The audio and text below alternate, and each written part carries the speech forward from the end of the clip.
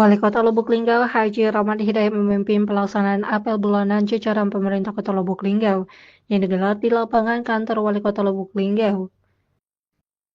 Kegiatan ini tentu menjadi apel rutin terakhir sepanjang tahun 2025. Dalam amanatnya, Wali Kota Lubuk Linggau menyampaikan bahwa apel bulanan memiliki makna strategis dan tidak bersifat formalitas.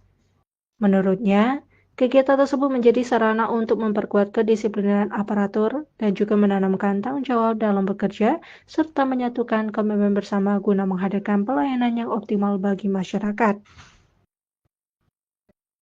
Ia juga mengingatkan seluruh ASN dan pegawai agar senantiasa menjaga etika dan integritas kerja, meningkatkan kompetensi serta profesionalisme, dan menunjukkan loyalitas terhadap tugas dan organisasi.